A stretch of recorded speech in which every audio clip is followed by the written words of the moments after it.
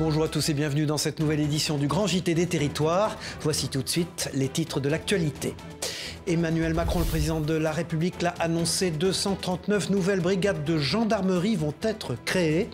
TBO, la chaîne du groupe Le Télégramme, s'est rendue dans l'un des centres de formation de la gendarmerie dans le Finistère. Dans l'actualité également, la taxe d'habitation sur les résidences secondaires qui va augmenter dans certaines communes. On vous explique dans un instant ce qui va se passer par exemple en Savoie et en Haute-Savoie avec les équipes de 8 Mont-Blanc. Il se peut que vous ne soyez pas partis en vacances cet été. Ce reportage est pour vous. Vous verrez dans ce journal qu'il est encore temps. Nous partirons pour la Martinique où la saison des croisières est sur le point de débuter. Nous partirons rêver au grand large avec ATV Martinique. Et puis dans ce journal, des images exceptionnelles de l'exposition Van Gogh qui se tient à Auvers-sur-Oise. Visite guidée des derniers voyages du maître hollandais à la fin de ce journal. Voilà, nous commençons ce journal avec cette série de plusieurs attentats et tentatives d'attentats commis tout au long de la soirée et de la nuit du dimanche 8 octobre sur l'ensemble de la Corse. Parmi ces actions, certaines ont été signées par le FLNC dans un communiqué dénonçant le processus politique en vue de tracer les contours d'une autonomie à la Corse. Heureusement, ces événements n'ont fait aucun blessé. Ce sont des images de Télé Paese. Emmanuel Macron l'avait annoncé la semaine dernière, 239 nouvelles brigades fixes et mobiles seront créées en France d'ici 2027. Et pour compléter ces brigades, 2144 gendarmes supplémentaires devront être formés. À l'école de gendarmerie de Châteaulin, dans le Finistère, les instructeurs se préparent donc à accueillir un plus grand nombre d'élèves cette année. Regardez ce reportage d'Enora Lenôtre pour TBO sur place.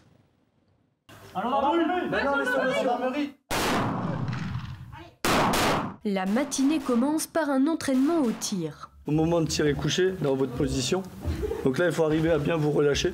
À l'école de gendarmerie de Châteaulin, ces élèves aspirent à devenir gendarmes. Mais avant d'aller sur le terrain, ils doivent d'abord suivre une formation de 9 mois. On table sur un savoir-être et un savoir-faire. Donc le savoir-être, un comportement digne pour être gendarme. Donc militaire, discipliné, respectueux, et également des bases de militarité. Et également un savoir-faire, puisque demain ils seront sur le terrain, ils devront acquérir quand même des bases, des clés pour pouvoir travailler. 239 nouvelles brigades vont être créées en France d'ici 2027. Une annonce du président qui n'est pas sans impact sur les écoles de gendarmerie. Pour former de nouveaux gendarmes, les écoles augmentent leurs effectifs. Ici, à Châteaulin, le nombre d'élèves va passer de 800 à 1000 en janvier. Alors, sur les infrastructures, vont être saturées, puisque quasiment on a le maximum de capacité de l'école qui va être atteinte. On a des crédits pour améliorer et agrandir les salles de cours, parce que évidemment la capacité d'accueil en nombre de lits c'est une chose, et la capacité d'accueil dans les salles de formation c'est une autre. Mais on a un budget prévu pour ça, pour agrandir nos salles de cours et augmenter nos capacités d'accueil dans la formation. En Bretagne, 12 brigades vont être créées, 3 dans le Finistère et les Côtes-d'Armor, 2 dans le Morbihan et 4 en Ille-et-Vilaine. Tout à fait autre chose en Savoie et en Haute-Savoie. Près de 350 communes peuvent désormais surtaxer les propriétaires de résidences secondaires avec pour objectif d'apporter aux plus petites des communes une recette fiscale complémentaire afin de renforcer le logement permanent et d'aider les gens à rester au pays.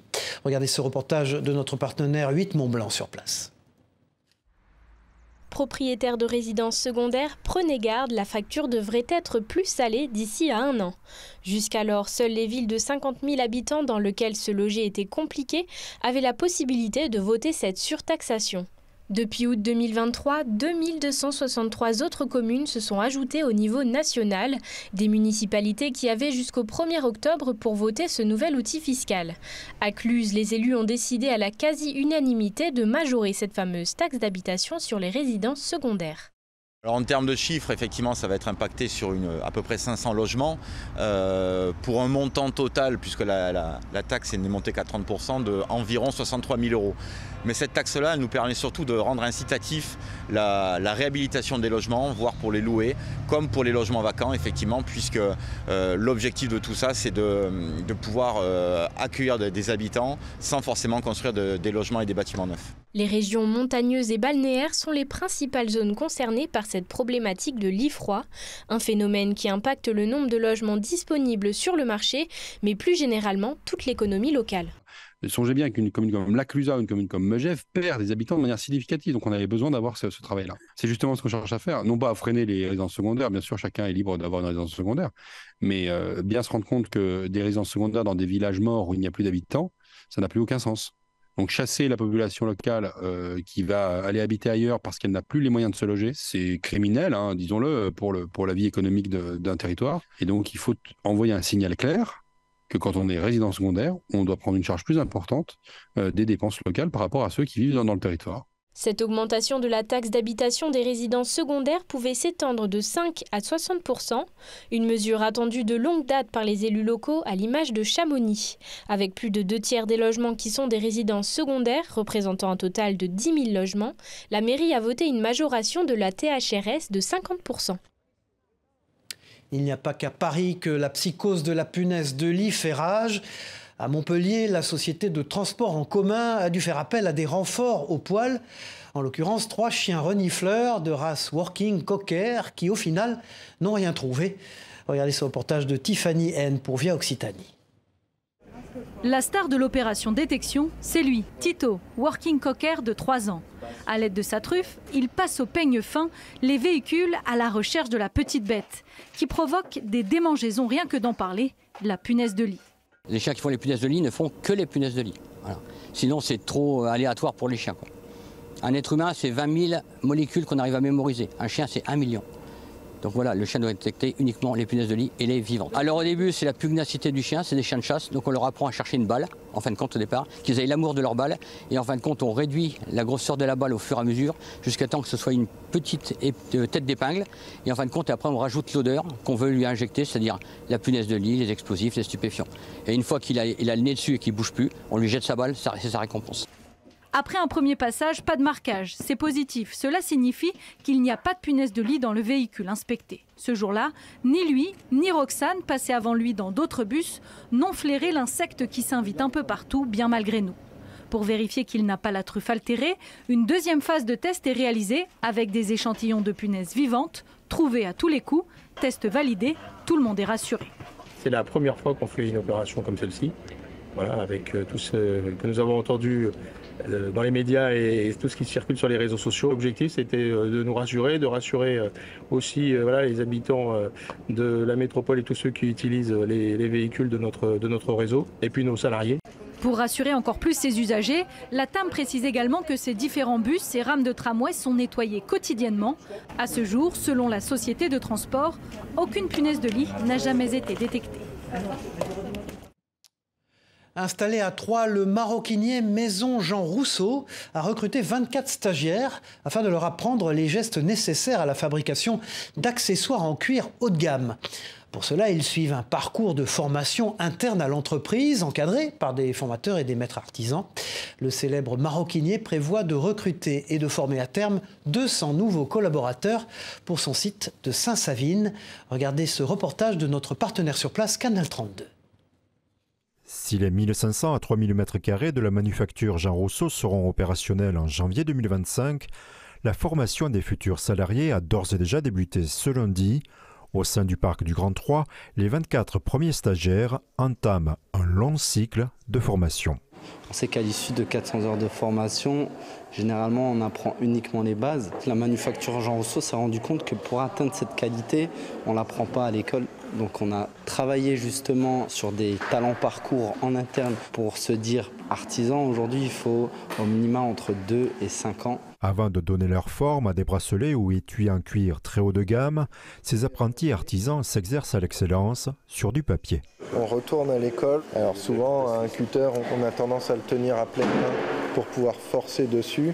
Alors que là, on va vouloir avoir de la précision, on va tenir le cutter plus comme un stylo. Sélectionnés grâce à la méthode recrutement par simulation, ici certains apprentis n'ont aucune expérience dans ce domaine.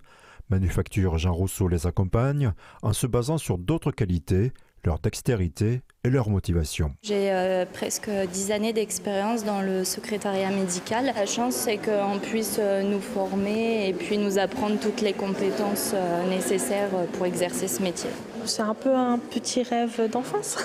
Avantage du bassin d'emploi troyen, un tiers des apprentis ont tout de même une expérience plus ou moins longue dans le secteur textile. Notamment, 3 sont issus de l'entreprise Pause Café qui a fermé ses portes en juillet dernier. J'étais responsable des achats fournitures donc à Savipol, toujours dans au même endroit. Ça ne me change pas beaucoup justement en termes de parcours pour venir travailler. Sans attendre la construction de la manufacture, pour monter en compétences, à partir de janvier prochain, ces apprentis, soutenus par des artisans, participeront à la production. Des volumes de production assez faibles quand même, qu'ils puissent échanger avec ces nouveaux artisans et apprendre de leur expérience également. Manufacture Jean Rousseau prévoit de coordonner des séances de recrutement chaque trimestre. À terme, le site devrait employer 200 personnes. Et puis, comme souvent dans cette édition, je vous propose de découvrir des innovations qui visent à améliorer notre environnement. On se rend à Thaon-les-Vosges, la commune qui s'est lancée dans la réhute, un qualificatif pour réutilisation des eaux usées traitées. Un procédé spécifique qui permet de débarrasser les eaux usées de leurs bactéries pour permettre l'arrosage d'espaces verts ou de nettoyage de voiries. Un reportage de la rédaction de Vosges Télévisions, regardez. Voilà une eau usée traitée qui ne devrait à l'avenir pas repartir systématiquement dans le milieu naturel. Nous sommes sur le site de la station d'épuration de Thaon-les-Vosges qui traite entre 1700 et 7000 mètres cubes par jour, soit 15 000 équivalents habitants répartis à Chavelot, Igné et Thaon. Et c'est une première pour une collectivité vosgienne. On va expérimenter ici la réhute, la réutilisation des eaux usées traitées via ce dispositif technique qui permet de pousser plus loin le traitement. Les eaux usées traitées des stations d'épuration actuelles contiennent encore beaucoup de bactéries. En fait, on ne le voit pas à l'œil nu, mais elles ont encore beaucoup d'agents pathogènes. Et donc, pour pouvoir les utiliser sur certains usages, il faut retirer ces dernières bactéries qui sont encore dans l'eau. Aujourd'hui, on alimente le nouvel équipement au débit de 10 mètres cubes heure. Cette eau surtraitée, en quelque sorte, sera donc à disposition de la ville de Thaon qui acheminera des camions-citernes à des fins d'arrosage, d'hydrocurage ou de nettoyage des voiries pour des besoins estimés entre 6 et 8 mètres cubes par jour. Dans la première fiole, donc l'eau usée telle qu'elle sort de la station d'épuration et donc ensuite l'eau sans les matières et débarrassée surtout des bactéries puisque c'est quand même l'essentiel. Il fallait se lancer parce qu'on s'est rendu compte l'année dernière quand on n'avait plus la possibilité d'utiliser l'eau pour arroser nos plantes, pour faire les hydrocurages dans nos ruques, on était bien embêtés et qu'il fallait se préparer à long terme à d'autres usages. Le stade Sayer par exemple, quand il faut l'arroser en été, c'est 50 mètres cubes jour. Et là, ça commence à causer parce qu'on est encore aujourd'hui dans du pompage nappe. Et là, quand on sera en capacité peut-être d'installer là-bas des citernes, d'être en capacité à ce moment-là peut-être même d'avoir des réseaux de transport un peu plus fluides de cette eau, là on aura optimisé. Un point d'étape sera fait à l'issue de l'été prochain, période test, avant d'envisager l'extension de cette réhute, la réutilisation des eaux usées traitées dans d'autres communes ou stations du secteur. Stocker nos données coûte cher en énergie et en impact environnemental. À Magny-les-Hameaux, dans le sud-ouest de Paris, le ministre de la Transition numérique a inauguré un data center éco-responsable. Regardez ce reportage de notre partenaire sur place de TV78 dans les Yvelines. Avec une surface de plus de 10 000 m², ce data center s'inscrit dans la continuité de la souveraineté européenne.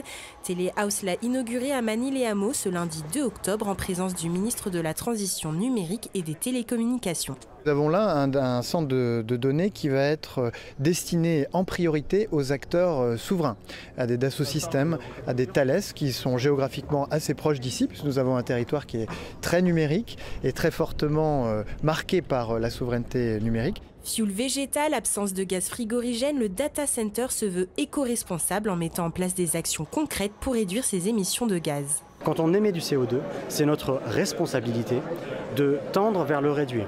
Et c'est le cas pour les data centers qui consomment beaucoup d'énergie, qui consomment beaucoup d'électricité. Donc notre responsabilité, c'est de prendre ce sujet à bras-le-corps et mettre des actions concrètes qui permettent d'arriver à zéro CO2 pour cette activité. Parce que l'essence même du numérique, c'est de décarboner l'économie. C'est-à-dire de réduire les flux physiques qu'il y a sur Terre et de les passer sur le numérique qui devient décarboné. Donc pour faire ça, on a une obligation et on essaie de remplir cette obligation. En voulant contribuer à un avenir plus durable, Téléhouse s'engage à atteindre la neutralité carbone d'ici 2026. Et puis elle s'invite de plus en plus dans l'alimentation des Français. Petits fruits rouges orangés de la famille de la tomate, c'est la baie de goji. Des baies qui proviennent aujourd'hui essentiellement du marché asiatique. Pourtant, dans l'Oise, quelques producteurs français se sont lancés dans la culture de ces fruits. Jérôme Houbron les a goûtés pour WEO TV. Regardez. En Chine, on lui prête des vertus millénaires telles que la jeunesse éternelle. Oh, regarde là, il y en a. Regarde. C'est la baie de goji, petit fruit orangé de la famille des tomates que Valérie cueille avec délicatesse. On choisit les bien mûrs, bien colorés, charnus et bien orangés, vermillon, voire rouge. Je préfère cueillir avec la queue pour qu'elles se conservent mieux. Comme ça, au frigo, on peut les garder une dizaine de jours sans problème. Et pour le contrôle qualité, l'agricultrice peut compter sur son fils. Hé, mange pas tout, gourmand. Mets-les dans le kangourou, s'il te plaît. Ah oui, c'est super bon. Il n'y a presque même pas besoin de les croquer. Originaire de Méditerranée, la baie de goji s'est d'abord exportée en Chine. 90% des baies produites dans le monde proviennent désormais du marché asiatique. Pourtant, il y a 5 ans, c'est bien dans l'Oise que Valérie décide d'en développer la culture. Un pari sur l'avenir. Alors la baie de goji, elle pousse très bien sur un sol calcaire. Et notre plateau picard, il est justement très calcaire. Le climat évoluant, on arrive à des taux d'ensoleillement suffisants maintenant pour produire la baie de goji. Connue pour ses qualités gustatives, la baie de goji s'installe de plus en plus dans le régime alimentaire des Français. Et contrairement aux idées reçues, elle ne se consomme pas qu'en fruits secs. On a l'habitude de les trouver sèches dans les magasins, mais en fait, c'est comme tous les fruits, c'est meilleur frais, il y a plus de vitamines, et il y a tous les bienfaits, et le goût est plus savoureux. C'est le fruit qui contient le plus de vitamine C au kilo. Elle est aussi très riche en acides aminés. La France ne compte qu'une vingtaine de producteurs de baies de goji, d'où sa valeur. Pour des baies fraîches et bio, il faudra compter en moyenne entre 80 et 100 € le kilo, le prix d'une alimentation à la fois saine et locale. Voilà, et puis retour en Corse dans ce journal afin de prolonger la saison touristique.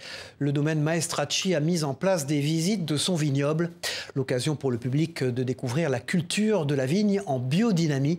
Je vous propose d'écouter Camille Anaïs Raoult, propriétaire du domaine, au micro de Paul Claret et de Maë Poupard pour Télépaésé sur place. Nous accueillons les gens entre 10h et 10h30. Dès que le groupe est entier, nous commençons la visite en leur expliquant un petit peu l'historique familial, en les faisant rentrer dans notre petit monde et en essayant de leur faire partager au mieux notre passion et notre vécu. Voilà, si en métropole l'automne s'installe, en Martinique, la saison des croisières est lancée, je vous le disais dans les titres. Les touristes nord-américains ont débarqué dans la baie de Fort-de-France. Avec plus de 240 arrivées programmées, cette saison s'annonce prometteuse. Embarquement avec Loïc Régis pour VIA TV sur place. La croisière est bien partie pour s'amuser pour cette nouvelle saison. Ce matin, dans la baie de Fort-de-France, le premier bateau a fait escale. À son bord, des visiteurs nord-américains. Ce couple de Québécois est à la recherche de l'authenticité locale. Pour connaître la culture, l'histoire de l'île et connaître les personnes d'ici aussi. La façon que les gens vivent, très important. Et ensuite, on visite les églises, on visite les restaurants. Les choses culturelles. Un retour attendu par tous les professionnels qui gravitent autour des croisières. C'est le cas des excursionnistes. Pour eux, c'est la meilleure période en termes d'activité. C'est une période qui est assez importante pour nous parce que on fait un petit peu un plus important chiffre d'affaires. Voilà. Avec plus de 240 arrivées programmées, cette saison s'annonce plutôt positive. Le nombre de navires est en hausse, plus 20% par rapport à l'année dernière. C'est vrai que c'est la deuxième saison après Covid. L'année dernière, c'était la première saison, elle était déjà bonne. Celle-ci sera encore meilleure, puisqu'on attend environ 240 escales sur la Martinique avec un potentiel de 400 000 passagers sur l'ensemble du territoire. Cette année encore, les mouillages auront lieu aux Marins, Anse-d'Arlet et Saint-Pierre. La ville d'Arrêt d'Histoire se prépare pour ce défi avec 32 escales. C'est vraiment un enjeu de territoire, la portée de Saint-Pierre et que les touristes puissent se déplacer sur toutes les villes autour également. Maintenant, c'est bien sûr aussi un enjeu économique puisque on espère évidemment que ces touristes consomment sur la ville et sur le territoire. Après 2 années perdues pour cause de crise sanitaire, le secteur semble donc redémarrer en fanfare. Cette saison, dans le sillage de 2022, devrait générer plusieurs dizaines de millions d'euros à l'économie touristique. Et puis du côté de la Sarthe, maintenant, les pompiers ont testé un protocole de sauvetage des œuvres d'art et objets du patrimoine au cœur de l'abbaye de l'Épau au Mans. Ces œuvres magnifiques demandent une intense vigilance afin d'éviter que ne se reproduise un dramatique événement comme lors de l'incendie de Notre-Dame de Paris. On écoute le commandant Benoît Guérin au micro d'Enzo Maubert pour LMTV Sarthe. Le but de cet exercice, c'est de tester le plan de sauvegarde des biens culturels. Ce document vise à inventorier toutes les œuvres qui sont présentes au sein de l'abbaye royale de l'Épau et de définir des priorités d'évacuation ou de sauvegarde sur site de ces différentes œuvres. On ouvre une page sport dans ce journal. Le week-end dernier se déroulait la journée paralympique à Paris. Alors comment les para-athlètes voient les Jeux paralympiques de 2024 ? Notre partenaire 20 Minutes TV a posé la question aux principaux concernés. Regardez. Toute la journée, ils ont signé des autographes et ils ont même pu échanger une partie de tennis de table avec le président de la République, Emmanuel Macron. À 10 mois de leur JO, les athlètes paralympiques ont définitivement gagné leur lettre de noblesse. Là, on sent que ça change, et grâce à Paris 2024. Enfin, moi, mon handicap, c'est déficience intellectuelle, et que c'est pas parce qu'on a une déficience intellectuelle qu'on ne peut rien faire dans la vie, on peut faire plein de choses, on peut faire du sport, donc c'est une bonne chose pour moi. Yacine est à mobilité réduite et a bien reçu ce message. Aujourd'hui, cet amateur se teste sur les rampes avec son fauteuil. Je pense que déjà des Jeux Olympiques, même quand ils ne sont pas en France, ça motive. Alors chez soi, au pied de nos monuments, au pied de nos habitations, etc., forcément que ça va créer des vocations. Mais le handisport manque aujourd'hui de structures adaptées, selon Timothée Adolphe, médaillé d'argent du 100 mètres aux Jeux paralympiques de Tokyo. On a des messages sur Insta, effectivement, de jeunes qui me disent on adore ce que tu fais, on aimerait faire la même chose.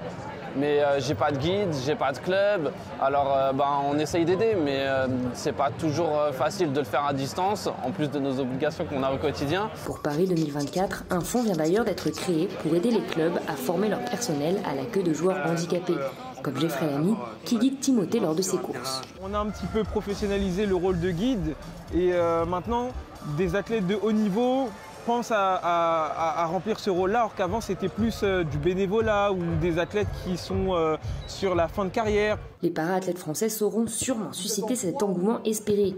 Ils avaient créé l'exploit de doubler leur nombre de médailles entre les éditions des Jeux paralympiques de Tokyo et de Rio. Bravo, merci Ruben.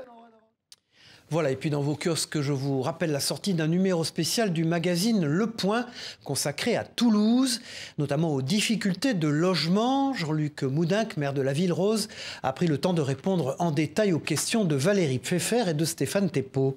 L'hebdomadaire s'est aussi intéressé au pôle de compétitivité Aérospace Vallée et aux femmes inspirantes qui font Toulouse aujourd'hui. Une édition spéciale à retrouver chez vos marchands de journaux. Et puis cette fin de journal, parce que Vincent Van Gogh n'a pas seulement peint à Arles et à Paris, le château d'Auvers-sur-Oise se glisse dans le sillage de l'exposition événement du musée d'Orsay pour proposer un parcours original sur les derniers voyages du maître hollandais à l'occasion des 170 ans de sa naissance. Une équipe de VO News a visité l'exposition pour nous tous regarder. Au château d'Auvers-sur-Oise, c'est une invitation au voyage, aux côtés de Vincent Van Gogh, que vous propose cette toute nouvelle exposition. Voyage à travers les derniers lieux parcourus par l'artiste, Arles, Saint-Rémy-de-Provence, mais aussi Paris, où Vincent a rejoint son frère. On a désiré ici reproduire la vue que Vincent Van Gogh avait de cet appartement sur les toits de Paris, qu'il a reproduite à de nombreuses reprises. Également un jeu de ces croquis, qui sont évidemment des reproductions ici, mais qui sont de très belles reproductions. Auvers-sur-Oise est le dernier voyage de Van Gogh. L'artiste va y peindre 74 tableaux en 70 jours, une ville qu'il découvre grâce à son frère. Au moment où il décide de devenir artiste, il échange avec Théo, son frère, qui va être son soutien financier et affectif pendant toute cette période. Et il dit « Théo, j'ai le mal du pays des tableaux. Il veut retrouver le pays des tableaux. Il a tenté à ce moment-là pendant 4 ans de devenir prédicateur, et donc il avait quitté le monde des tableaux puisqu'avant il était marchand d'art. En tant que marchand d'art, il avait vu des tableaux tout le temps, dont de nombreux tableaux d'Auvers-sur-Oise, et donc retrouver ce territoire-là, où il n'avait jamais mis les pieds physiquement, mais qu'il connaissait par cœur à travers les œuvres, pour lui c'était un retour au pays des tableaux. Les toiles de Van Gogh présentées ne sont évidemment pas des œuvres originales, mais des reproductions à l'échelle d'un réalisme plus vrai que nature. Le musée Van Gogh d'Amsterdam nous a offert une série de 9 tableaux qui sont d'un réalisme vraiment bluffant. Et c'est vrai qu'il faut un œil sacrément entraîné pour voir la différence, y compris dans la pâte. Vraiment, les œuvres sont en relief, les couleurs sont parfaitement restituées et même les cadres d'origine sont reproduits. L'exposition se termine dans cette grande salle de 300 mètres carrés avec une projection immersive émouvante à 360 degrés sur le séjour de Van Gogh à Auvers-sur-Oise. L'exposition Van Gogh, les derniers voyages est à voir jusqu'au 29 septembre 2024 au château d'Auvers-sur-Oise. Voilà, c'est la fin de cette édition. Merci à vous de l'avoir suivi. On se retrouve très vite pour une nouvelle édition du Grand JT des Territoires. Au revoir à tous.